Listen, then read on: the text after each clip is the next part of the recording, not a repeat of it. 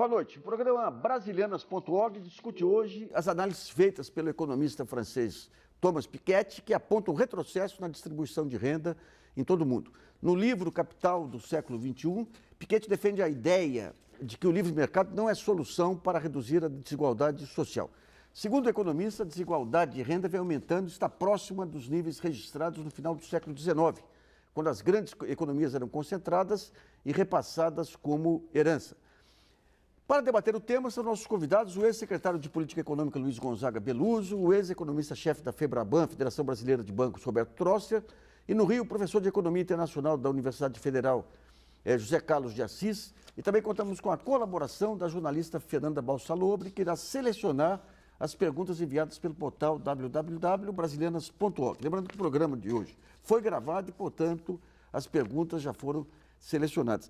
Eu queria só para a gente entender melhor aí as ideias do Piketty, que o Beluso sintetizasse, quer dizer, qual foi a novidade que ele traz para a discussão da economia, Beluso? Bom, em primeiro lugar, você tem um trabalho estatístico, né? Não diria econométrico, porque não é estatístico, né?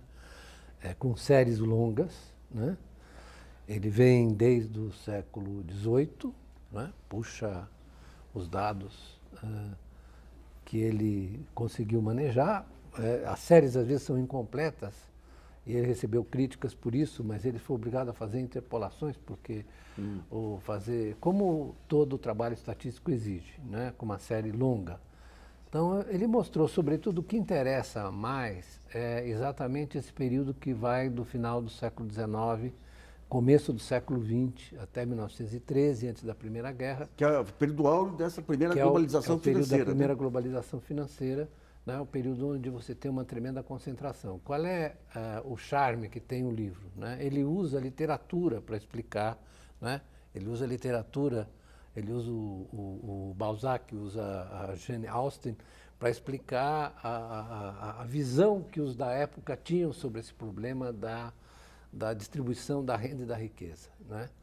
E ele faz um trabalho muito proficiente no sentido de mostrar que a partir da Primeira Guerra, por razões diferentes, a partir da Primeira Guerra, e sobretudo, né, ao longo dos anos 30, e aí são as políticas, nos Estados Unidos são as políticas do Rooseveltianas, são as políticas do Roosevelt, né, que forçou a sindicalização, né, que, na verdade, no New Deal tinha um projeto de impedir a queda dos salários para manter o poder de compra, né? Então, você pega os estudos que foram feitos, não só por ele, porque o Piketty não foi o único que fez, né? Tem um outro economista chamado Edward Wolff, que faz isso há anos, né? Publica em artigos, né? E as séries, o estudo das séries bate exatamente com o estudo que o Piketty fez. Se você pegar um outro economista, Thomas Paley, né? O próprio Krugman, né? Todos eles fizeram estudos sobre o chamado período da grande compressão. É o momento em que a distribuição de renda fica mais igualitária, né? E eles trabalham com 1% da população, aqueles que se apropriam da maior parte da renda. Se você olhar a curva, vou fazer uma propaganda aqui, o meu livro, O Capital e Suas Metamorfoses, tem esses gráficos, né? Que meu livro foi publicado antes do Piketty. Não é que eu tenha feito nenhum estudo, eu na verdade, usei o estudo feito pelos outros, né? Mostra exatamente que essa polarização na distribuição de renda e de riqueza, ela é retomada a partir dos anos 80, a partir das políticas do Reagan e da Thatcher. Aí, urbi et orbi, a exceção de alguns países, né? Na periferia em geral, que fizeram uma tentativa de remar na contracorrente, né? O grau de, não só as coeficientes de Gini, que medem globalmente, e aí imperfeitamente, na minha opinião, a desigualdade, mas sobretudo a concentração nos extremos, quer dizer, usando 1% da população, né? Que se apropriam. No caso da riqueza, isso ainda é mais grave, não é isso? É mais grave do que no caso da renda, não é? Então, isso que eu queria perguntar. Você tem, em geral, as discussões aqui sobre concentração, não, que vai muito em cima da renda individual. A riqueza, de que maneira que é levantada então, nessa série? A história da riqueza é interessante até. Eu acho que, eu não sei se o Troster quer falar sobre isso, a história da riqueza é interessante porque o conceito de capital que ele usa é um conceito amplo, né? Ele usa, na verdade, o conceito do conjunto de ativos da economia, não é? Então, são desde os ativos imobiliários até os títulos de riqueza, títulos de dívida, que são de propriedade das pessoas através de fundos ou diretamente, ações, etc. Títulos financeiros e não financeiros. Então, riqueza financeira e riqueza não financeira, né? Então, ele mostra que, nos últimos anos, o que ocorreu foi uma enorme concentração dessa riqueza, o que explica o aumento de poder, né? E, além disso, explica também a maior importância, a importância crescente da herança, né? O sujeito transmite outro dia eu vi um sujeito dizendo, não, mas isso, Gregory Menkel, um economista americano, dizendo, mas isso é assim mesmo, porque isso é que estimula as pessoas a pouparem. É claro, as pessoas que têm mais riqueza poupam mais do que as que têm menos, né? Se você pegar o sujeito que trabalha aqui na frente, né, cuidando dos automóveis, ele vai ter menos capacidade de poupar do que qualquer outro que tem, por exemplo, ações do Banco Itaú, digamos, né, ou de qualquer outro banco. Então, ele vai mostrando como a poupança também tem esse efeito, que é uma coisa que só o Keynes viu, né? Só o Keynes viu, né? Nenhum outro economista viu. O Keynes viu esse papel da poupança, não que a poupança seja ruim em si mesma, mas ela contribui, à medida que a riqueza se acumula numa economia capitalista, aqueles que têm mais riqueza têm mais capacidade de poupar e, portanto, reforçam esse mecanismo de concentração da renda. Já viu. Trouxe, quando a gente pega essa questão da renda aí nas últimas décadas e tudo, de que maneira que há essa acumulação que não fica perceptível, digamos, para quem está de fora, por conta dos grandes mecanismos que tem aí, offshore, título. De que maneira que houve essa acumulação aí? Eu explico isso. Posso só fazer um ganchinho com o que ele falou?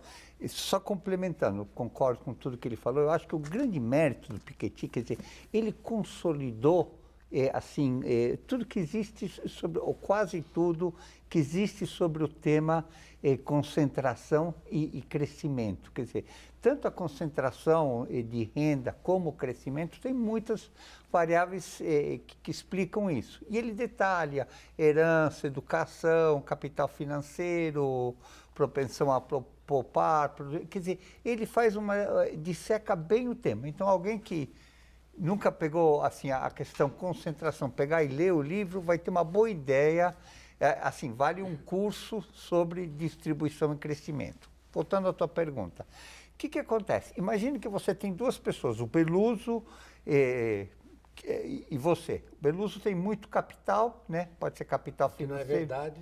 Não sabe, bom, é só um exemplo. Tá bom. E o que acontece? Então, ele tem uma taxa de retorno sobre o capital dele. E o resto da economia, quer dizer, os proletários, que somos nós dois, né? Trabalhamos, investimos e temos uma taxa de retorno. Você percebe que se a taxa de retorno dele for sistematicamente maior do que a taxa de retorno da atividade real, o que vai acontecer ao longo do tempo? Isso é insustentável, quer dizer, você não pode sempre o capital financeiro, a riqueza financeira crescer mais do que a real. Você vai ter crises, ou você vai ter... Então, esse tipo de mecanismo, ele descreve muito bem. Né? E como é que você evita isso? Como é que você faz com que as duas taxas sejam as mesmas? Quer dizer, por um lado, você precisa fazer, em última instância, o capital financeiro são pontes entre o presente e o futuro. Tem que ser ponte sólida. Se for larga demais, a ponte vai ficar curta e você não vai conseguir fazer. Então, basicamente, assim, é um raciocínio muito simples. São taxas de retorno das duas atividades. Se as taxas de retorno fossem decrescentes, você sempre voltaria no equilíbrio, mas não é o que está acontecendo. E a segunda coisa que ele faz, o que acontece? O capital financeiro não era tão forte no passado. Então, você tinha uma coisa chamada U de Kuznets, o U invertido. O que era o U invertido? uma economia começava a crescer, começava a aumentar a concentração, quer dizer, aumentava a renda, aumentava a concentração. E foi um caso raro na economia em que os dados empíricos apareceram antes da explicação teórica, que a curva fazia assim e depois caía. Ele fez o estudo para a Alemanha, para a França, para a Inglaterra, para os Estados Unidos. E assim, uma curva muito bonita, quer dizer, as curvas dos economistas são sempre mais ou menos. Né? E é com aquela explicação que o Kuznets falava. O que acontece? Você tem vamos só imaginar uma economia... É uma lei de Kuznets, né? Lei de Kuznets, curva de Kuznets. Que ele observava? Uma economia tinha um setor dinâmico. Vamos supor, a economia brasileira começa a produzir muito café. Aí só tem café, né? Aí o setor super demanding aumenta a renda deles, aí depois ele começa a incorporar os setores com menos produtividade e aumenta a produtividade. Como é que você fez isso na Inglaterra, França, Alemanha e Estados Unidos? Foi com mais educação, livre mercado, mobilidade, e aí a curva começa a cair. Aí o que Piketty observou? Opa, a curva começa a cair, mas agora está de volta, como o Beloso bem levantou, está começando a concentrar de novo. Quer dizer, a curva fez isso e agora está fazendo isso. E aí ele começa justamente nessa questão da dinâmica da acumulação financeira. Então, uma parcela pequena da população acumula muita riqueza financeira e sem fazer nada vai acumulando riqueza financeira. E aí todas as proposições que ele faz para melhorar isso. Enfim, eu queria ir para o Rio de Janeiro com o José Carlos de Assis. Quer dizer, a gente está mostrando aqui essa questão da acumulação financeira como um dos vetores aí chamado neoliberalismo. Agora, a lógica que se tem por trás disso é que você precisa ter poupança, você precisa ter um conjunto de instrumentais aí para deixar o mercado com regras, que nem as formas de política monetária, cambial. Quer dizer, como que funcionam as teorias no caso? As teorias, elas vêm para convalidar a expressão de poder político dos diversos grupos ou há uma economia neutra aí que impõe mais sacrifícios para um lado, mais benefícios para o outro, mas no final leva ao desenvolvimento para todos? Dificilmente eu chegaria a uma conclusão dessa. Dificilmente eu chegaria a uma conclusão dessa. O trabalho do Piketty tem uma grande importância em dois níveis. Voluntariamente, quer dizer, ele faz uma série histórica longa, como o Beloso constatou, de uma forma estatística e original, vamos dizer assim. Original pelo tamanho e pela forma de levantamento dos dados. Agora, a coisa que eu acho mais importante é a repercussão desse trabalho, porque aconteceu de uma forma, para ele, completamente não voluntária, que foi a crítica do Financial Times, que queria desacreditar o trabalho e acabou resultando no inverso. Quer dizer, chamou a atenção do mundo inteiro para essa constatação de concentração de renda e de riqueza. Isso realmente foi muito importante. Então, isso teve essa repercussão internacional importante em função de uma crítica completamente sem fundamento, que compara...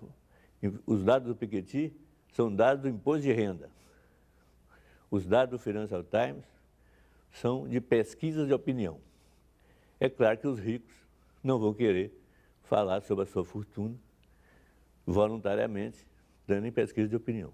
Então, sempre seria uma coisa mascarada. Então, isso é que eu achei uma coisa realmente importante. Beloso, quando a gente percebe, digamos, vamos pegar o que houve aqui no Brasil nas últimas décadas, com essa preponderância do Banco Central, a importância de você ter articulação de expectativas e tudo, a criação de instrumentos que nem a teoria das expectativas inflacionárias, aí as metas inflacionárias e tudo, de que a maneira como se espraia, digamos, essas verdades absolutas, que é muito similar ao que houve também no tempo do encilhamento, né? De que maneira que se dá essa guerra ideológica e o que a economia prevê para o objetivo final, que é o desenvolvimento e a melhoria da situação de todos aí? Tem vários caminhos, ou esses caminhos acabam sempre sendo atropelados por interesses específicos que acabam condicionando a teoria econômica? Olha, por coincidência, né, eu vim aqui, nesse longo caminho da minha casa até aqui, né, vim lendo um livro de um economista americano chamado Philip Mirovsky, em que ele cuida exatamente das consequências da crise sobre a teoria econômica. Eu recomendo até a leitura do livro. Ele diz: não se deve desperdiçar uma crise, né? E aí ele começa a mostrar quais são as tendências que surgem em reação à crise, né? Como reação à crise. E ele mostra que, ao contrário do que aconteceu nos anos 30, né, em que o debate, na verdade, incidiu sobre o âmago da teoria econômica convencional, do que o Keynes chamava os clássicos, né? A teoria do equilíbrio geral, portanto, as postulações conservadoras daquela época, ou dominantes naquela época, digamos, né? Dessa vez, não houve um movimento no sentido de questionar as bases teóricas. Houve um movimento, mas esse movimento foi simplesmente sufocado, né, pela reação imediata dos setores, na verdade, que estavam encastelados. E isso tem a ver com a estrutura da universidade, por exemplo, americana. Né? Os alunos da FACAMP ou da Unicamp que vão para lá, eles voltam dizendo o seguinte: não há como você vencer aquela barreira. Tanto que você tem alguns movimentos de estudantes de economia, tanto em Manchester, onde você tem um movimento chamado Post-Crash Economics, como os alunos de Harvard, que saíram da aula do Mencken, dizendo que eles não conseguem explicar o que aconteceu. Então está havendo esse movimento de contestação. Porém, né, como as posições conquistadas nas universidades conferem aos professores um prestígio muito grande, além do prestígio, confere dinheiro, porque eles são chamados para dar consultoria aqui, para dar consultoria ali, né? Então, isso dá poder e dá dinheiro. Então, é muito difícil você vencer essa barreira e ter uma discussão. O Soros até está fazendo um movimento pelo instituto dele, tentando rediscutir as bases da teoria econômica, né? Você tem outros centros que estão tentando fazer isso, mas o efeito disso, por exemplo, sobre a discussão na mídia, sobre a discussão hoje no Brasil, é nenhum. Por quê? Porque qualquer discussão sobre política econômica no Brasil, as pessoas te perguntam sobre superávit primário, meta de inflação a meta inflacionária. Superávit primário, metas de inflação e outra coisa que é mesmo que eu até esqueço. Que taxa de câmbio. Isso, toda vez é a mesma coisa. Então não tem nenhuma discussão, digamos, mais estrutural. O que está acontecendo no mundo hoje? Todo mundo fala da China, eu leio 500 livros sobre a China por semana, porque a gente tem que ler para onde o mundo está indo, e o eixo está fazendo assim, né? Só não percebe que não quer. Isso não quer dizer que os Estados Unidos vão acabar, né? Porque as pessoas são binárias. Os Estados Unidos vão acabar porque a China não. E além disso, a China tem uma relação com a economia americana, né, muito próxima, né, muito articulada. Então, você precisa discutir as questões estruturais, como o mundo está se movendo. Por exemplo, alguém discute esse acordo que o Brasil está fazendo com os BRICS? E qual é a importância que isso tem para o Brasil? Né? Que você está constituindo um fundo contingente, está fazendo um banco de investimento, o Brasil tem um acordo de swap com a China. Né? Se você entrar no texto da Academia de Ciências ou no site da Academia de Ciências da China, o que tem lá? Né? Tem uma discussão sobre a internacionalização do renminbi, o renminbi ou do yuan, que é a moeda chinesa. Eles estão francamente nessa estratégia de internacionalização e estão buscando, na verdade, não só outras regiões, como a África, o Brasil, né, para se articular, como estão buscando também fazer com que sua moeda passe a ser uma moeda de faturamento, não só nas exportações, mas também logo nas transações financeiras. Então, o sujeito diz, então você está dizendo que o dólar vai acabar. Eu falei, não estou dizendo nada disso. Eu estou dizendo que você tem um movimento parecido com o do final do século XIX, que faz com que a moeda do país industrialmente dominante se transforme numa moeda importante. Isso é um movimento. A história não se repete, mas os ciclos se repetem. Então está difícil porque você não consegue romper essa barreira, né? do que é considerado, digamos, a discussão macroeconômica hoje. Então, eu queria ver depois a gente vai falar sobre essa questão dos BRICS com o Zé Carlos no ele segundo gosta bloco desse aí, que negócio de ele BRICS, andou organizando um seminário interessante tudo. Eu queria ver com o Troza, nós já fizemos muitas Posso reuniões. falar sobre ele É antes de sobre você isso mesmo. perguntar? É sobre isso mesmo. Então faz, fala. Não, faz Não? favor.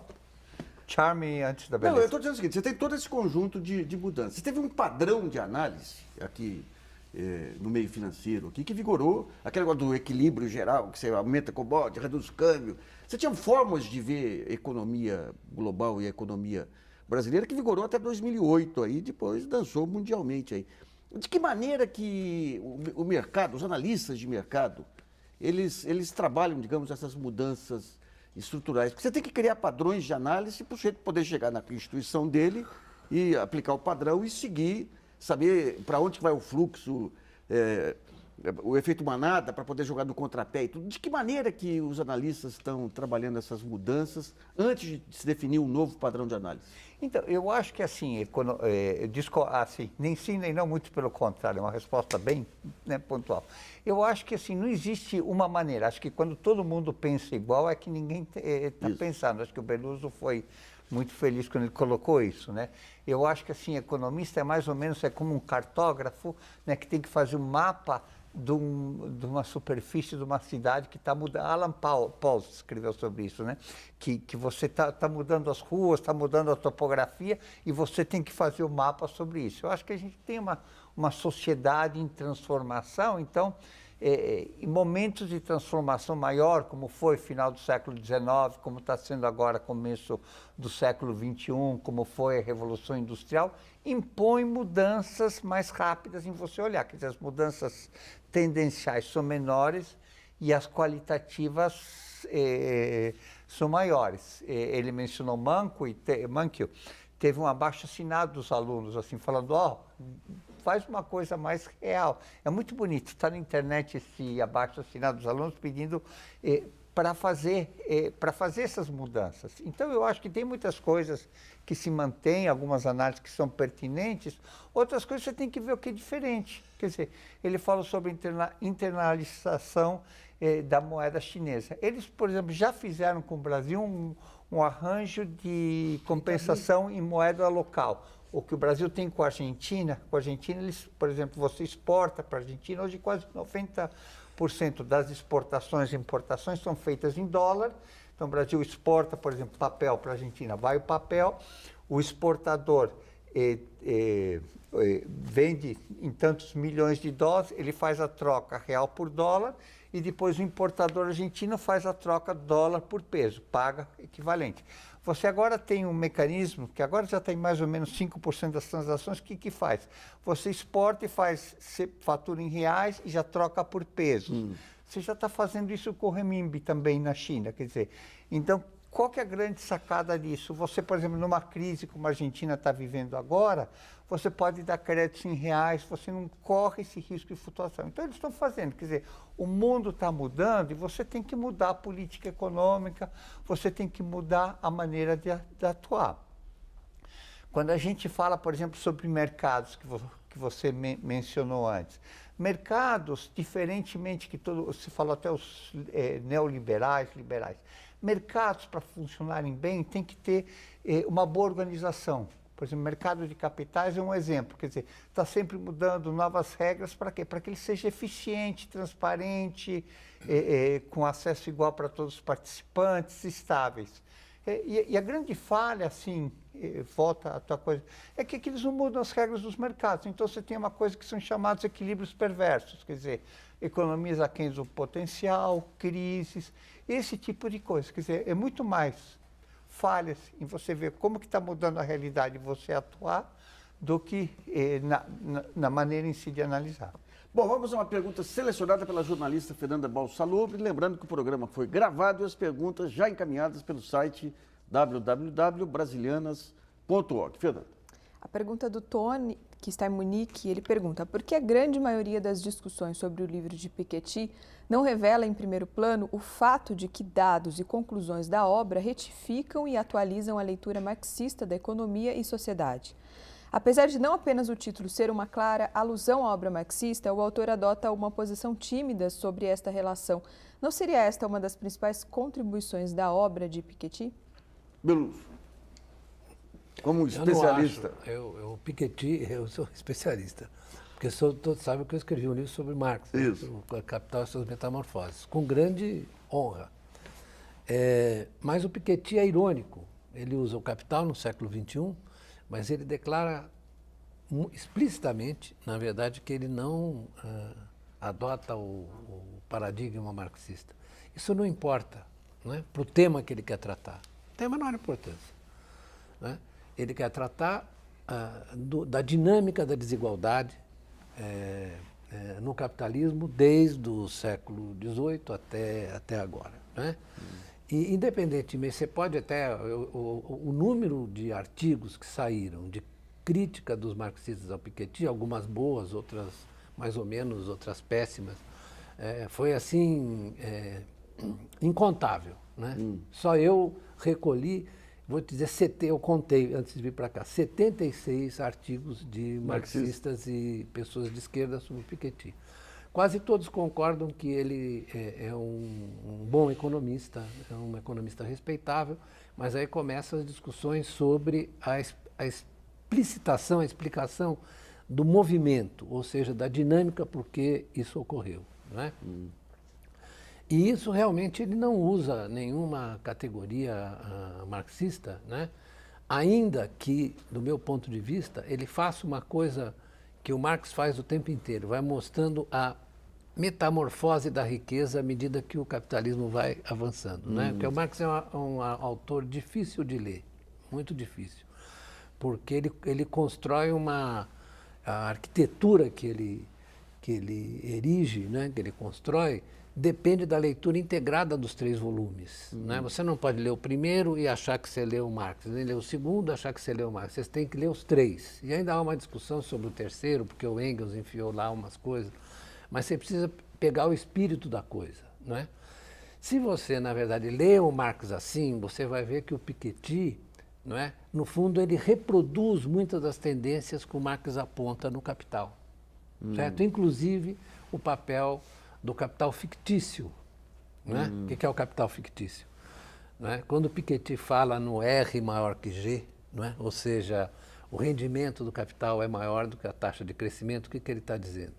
Você, na verdade, está acumulando capital fictício, não é? Em detrimento do G, que é o crescimento da renda e do emprego. Aí a gente pode até introduzir um pouco num sujeito chamado John Maynard Keynes, né? Em que ele fala da eutanásia do rentista. Por que ele fala da eutanásia do rentista? É isso que ele está falando. Porque, na verdade, a valorização dos estoques de riqueza já produzidos, aqueles que representam aquilo que já foi feito, né? É o rastro de riqueza que foi criado a partir da criação de valor, digamos, para usar o Marx, ou seja, da criação de renda e emprego. Né? Você tem títulos de dívida, você tem títulos de propriedade, as ações, né? Você tem fundos, você tem tudo isso, todo esse estoque de riqueza, ele tem um critério de valorização que é chamada valorização fictícia. Né? São as bolhas, fundamentalmente. Né? São bolhas ou são momentos de desvalorização dessa riqueza, mas esse estoque é um problema no capitalismo. Isso está no Marx, está no Piketty e está no Keynes. Né? Então você precisa ler esses autores com grande desapego. Né? Não quer enquadrar o Piketty no Marx assim na marra, porque não vai dar. Mas se você lê o Piketty desse ponto de vista, você vai ver que ele é riquíssimo e ele ajuda você a compreender certas coisas que estão lá e que o Marx não tinha recursos para tratar da maneira que ele tratou. Só para tentar trazer...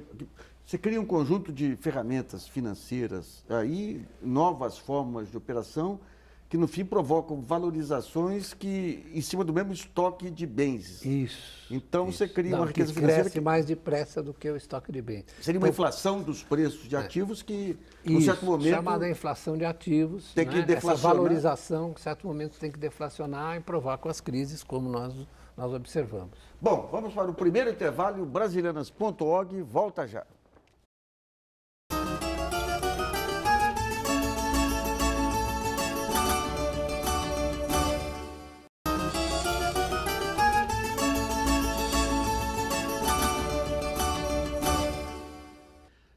Voltamos a apresentar o programa Brasilianas.org, que discute hoje as ideias do economista francês Thomas Piketty, contidas no livro Capital do século XXI. São nossos convidados o ex-secretário de Política Econômica Luiz Gonzaga Beluso, o ex-economista-chefe da Federação Brasileira de Bancos Roberto Trosser e o professor de Economia Internacional da Universidade Federal do Rio de Janeiro, José Carlos de Assis. Nesse segundo bloco, vamos continuar falando da concentração de riquezas e suas consequências sobre o modelo de desenvolvimento. Zé Carlos, eu queria ver com você essa questão da legitimação, digamos, das políticas de concentração de renda com o argumento de que elas levam a um desenvolvimento que acabam todos sendo beneficiados. De que maneira que você vê esse tipo de legitimação? Como o Beluso diz, quer dizer, ela está dentro da dinâmica do capitalismo, né? Essa concentração de renda. Eu acho que a diferença que tem desse ciclo recente de alta concentração em relação ao que aconteceu no período do velho liberalismo é que naquele período anterior, né, até os anos 30, aparecia uma justificativa do que já tinha acontecido. Quer dizer, aconteceu a concentração e a ideologia trabalhava no sentido de justificar a concentração. O que eu vejo de novidade nesse ciclo atual, né, que veio dos anos 70 para cá, sobretudo, é que há uma política, né, justificada ideologicamente, deliberada pela concentração da riqueza. Na ideia de que, antigamente, era a ideia de que era uma premiação da competência, uma coisa desse tipo. Agora não, quer dizer, é a ideia de que, né, a riqueza é boa para a economia, quer dizer, à medida que as pessoas se enriquecem, elas investem mais, portanto geram mais emprego, geram mais renda. Né? Toda essa linguagem da época da Thatcher e do Reagan para cá. Então, você abriu as portas para a concentração de renda de uma forma nunca vista na história, porque ela foi justificada ideologicamente. Né? Isso aí, e no fundo, quer dizer, o que é o neoliberalismo? A não ser isso, quer dizer, uma justificação ex ante da concentração de riqueza. E, sobretudo, por um caminho da redução do imposto. Né? No fundo, quando se diz assim, Estado mínimo, o que significa Estado mínimo? Seria a necessidade de ter menos imposto. Né? Menos imposto em favor de quem? Em favor dos ricos, em favor da concentração de riqueza. Né? Isso aconteceu, continua acontecendo, generalizadamente. Né? Por isso que eu volto a dizer, quer dizer, a importância desse livro do Piketty, quer dizer, não tem grande novidade do ponto de vista teórico, né?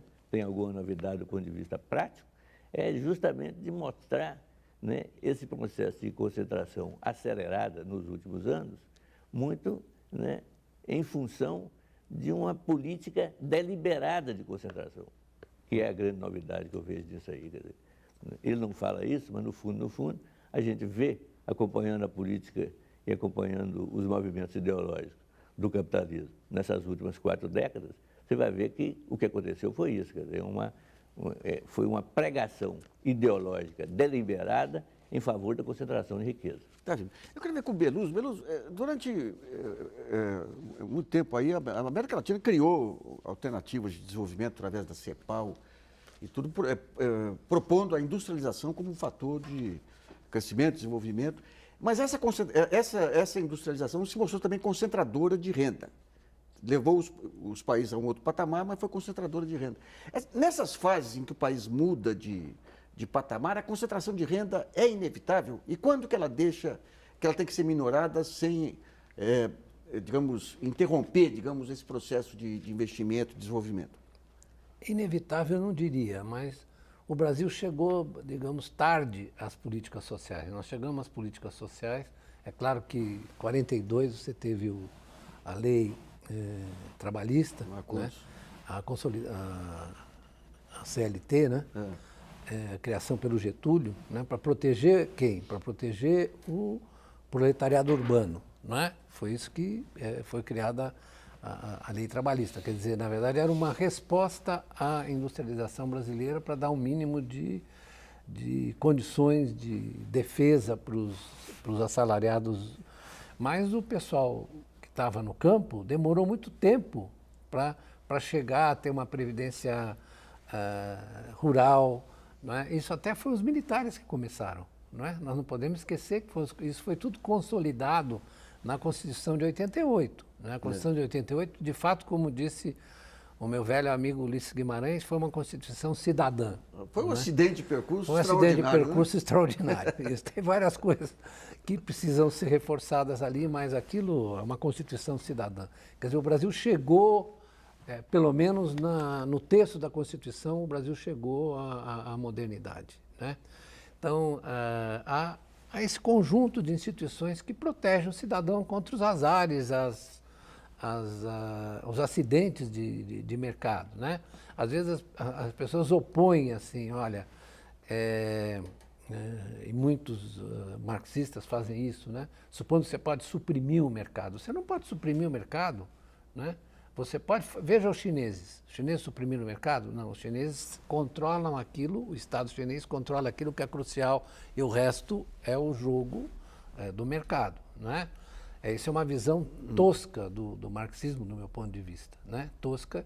O que você precisa é criar instituições, na verdade, que avancem no sentido da democratização da economia e das decisões econômicas, né? Se você pegar o Marx lá, o original, não é? O jovem, né? Ele está o tempo inteiro falando disso. E no Capital ele fala o tempo inteiro também disso, né? De você criar o homem autônomo, o homem capaz de decidir o seu destino, o homem, o indivíduo. Eu nunca vi um sujeito que tivesse tanta predileção pelo indivíduo como o Marx, o indivíduo livre, né? Isso é uma coisa que está na história. Então, a construção dessas instituições é fundamental e nós chegamos tarde nisso, como todos os países da América Latina, à exceção, talvez, do Uruguai, que criou um estado do bem-estar com grande antecedência, né? Os outros países, na verdade, deixaram essa questão fundamentalmente de fora, né? E nós estamos entrando nesse debate agora, né? E aí isso é que está está, na verdade, polarizando as opiniões nesse momento. No fundo, é isso que está polarizando as opiniões mas daí nesse a gente momento. tem, só para pegar o caso brasileiro, depois vamos passar para o troço, a gente tem hoje uma situação de melhoria de renda, melhoria de consumo interno, e você não teve uma melhoria da produtividade. E a questão da produtividade está diretamente ligada à questão do nível dos salários também. Então isso acaba provocando problemas aí com competição com outros países.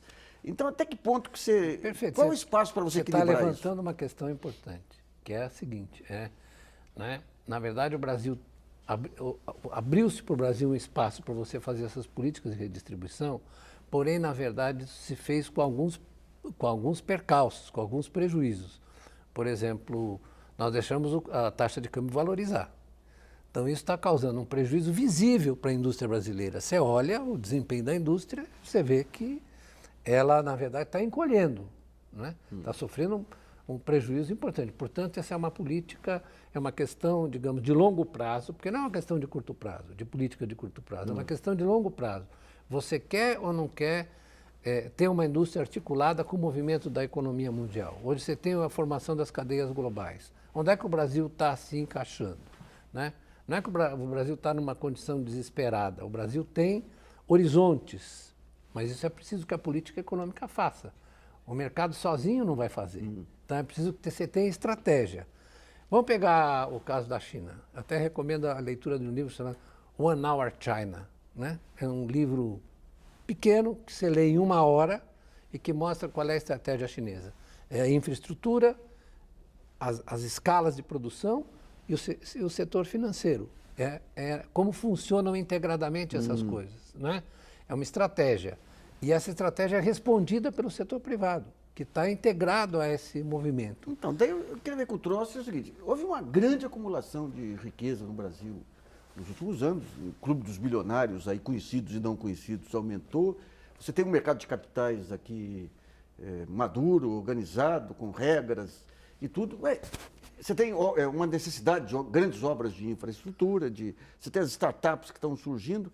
O que segura esse grande capital para vir para a economia real? Eu acho que, assim, a primeira coisa, assim, você tem as ferramentas, você tem o material, mas você não faz a ponte entre os dois. Isso. Eu acho que, assim, aquilo que a gente está falando, que às vezes você tem equilíbrios perversos, quer dizer, não é uma questão de ser liberal ou não liberal, Estado mínimo ou máximo, Estado eficiente. Você mencionou Getúlio, muito bom. Eu acho que Getúlio, o que foi Getúlio? Para mim foi assim, um dos grandes estadistas, né, brasileiros que pensou o futuro. Quer dizer, por a época dele, ele fez reformas. A lei cambial que a gente tem agora da época dele, a lei trabalhista, como o Beluso mencionou, a infraestrutura, toda essa ideia de federações, confederações, quer dizer, e falta um pouquinho, quer dizer, a gente não pensa... Quer dizer, nos dois, eu estou vendo que os dois concordam que o problema da articulação tem que ser da política econômica para fazer esse... Da criação de instituições. Isso. Que é o que não o é só Getúlio fez. instituições, porque eu acho que assim, você tem instituições, às vezes as instituições falham, às vezes você tem que ver que instituições são condições necessárias, é uma condição necessária, fundamental, mas não suficiente, quer dizer, um pouquinho, para onde que vai o Brasil? Ninguém sabe isso. Na época, ele mencionou os militares, na época eles escreveram Brasil 2000, Brasil 2001, aquela visão de futuro do Brasil. Hoje, que a sociedade mudou tanto, quer dizer, está todo mundo pensando... Agora você vê o que a falta de democracia faz, que eles não levaram em conta um ponto central, que é o fator humano, que é o ponto central em qualquer projeto de desenvolvimento também. Eu não sei, assim, eu acho que também essa generalização, né, quer dizer, teoricamente, pelo menos, militares são os que deviam zelar pela democracia, foram os que atacaram, quer dizer, foi um ataque interno. Mas o ponto... Na visão estratégica, sempre eles tiveram. Não, mas essa visão é importante tanto para um para o outro, quer dizer, o objetivo sempre de um exército é um objetivo político. Deveria ser um objetivo da sociedade. Quer dizer, eles deveriam, em último, fizeram um erro, um pecado mortal com o que fizeram. Mas o meu ponto é, vamos pensar para onde, que Brasil que a gente quer construir, qual que é o melhor caminho para chegar lá. Ou seja, a visão geopolítica é fundamental, inclusive, para articular o mercado e o investimento. Em função disso, para que a gente tem um mercado de capitais? Vê as assimetrias que se tem no mercado. Se você vai hoje, a pessoa que vai te atender vai ser qualificada, tem que fazer um exame, um treinamento. Se te der um conselho errado, pode ser punida, pode até ser banida da profissão.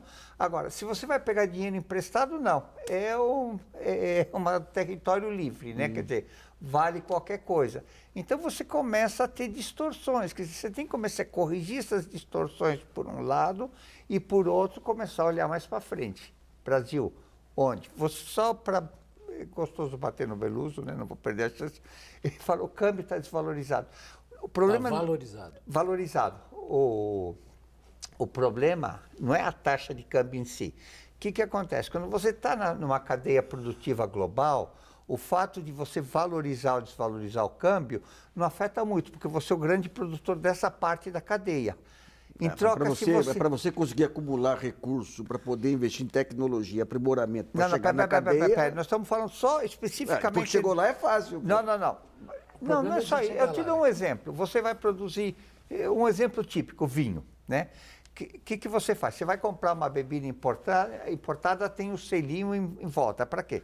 Para você pôr um custo na importação para dar mais competitividade ao produto local. Em vez de pensar diferente, olha, como é que a gente vai pôr o nosso vinho no mundo inteiro? O fator custo é essencial. Não, Roberto. fator custo é essencial. Estamos falando taxa de câmbio e integração. Sim, esse taxa é o ponto. de câmbio é fator custo. Se você está integrado, o que acontece? Afeta o custo de todos os países. Se você tem aquela ideia de que você tem que ter uma indústria nacional e competir com a indústria externa, aí o câmbio é fundamental. Então, ou você muda o modelo, ou você desvaloriza. Mas para mim, integrar uma cadeia internacional, eu tenho aqui o custo salário, eu tenho aqui o custo imposto, eu tenho um conjunto de custos aqui que não pode ignorar. Então, se o outro país produz a mesma coisa que eu produzo com um custo menor, eu não entro. Troça, se você me não, permite... Mas é um problema de estratégia, é um problema de estratégia. Sim. Né? Quer dizer, o Brasil ficou afastado dessa transformação da economia global desde a crise da dívida externa. De nós qual não conseguimos. Não, dos anos 80. Concordamos. Né? Porque senão, como é que nós vamos explicar o fato de que o Brasil não conseguiu se integrar? A crise da dívida externa durou 12 anos, né? Foi uma coisa terrível, nós não tínhamos nenhuma possibilidade de ter uma gestão fiscal eficiente, nós congelamos várias vezes o câmbio com congelamento de preços, foi um horror. Depois veio a coisa do Plano Real, né? Plano Real, continuidade da valorização cambial e a partir de 2003 nós voltamos a valorizar o câmbio de novo. Não, mas nós ficamos por fora. Então é o seguinte, você dizer que para que nós nos integrássemos, principalmente numa economia que estava se transformando e que tinha a China como a principal exportadora de manufaturas no mundo, e a China de uma agressividade absurda, né, na exportação de manufaturas, você olha os preços dos manufaturados, o que aconteceu com eles? Eles despencaram, você sabe disso. Por quê? Porque é o efeito chinês. Então, a competição em preços voltou a ser importante. Se você, na verdade, tem custos muito elevados, tanto por exemplo, os salários brasileiros medidos em dólar, né, são caros se você comparados com o salário dos seus competidores. Eu vou dar pra- uma pequena pausa para o segundo intervalo aí, Brasilianos.org volta daqui a pouquinho.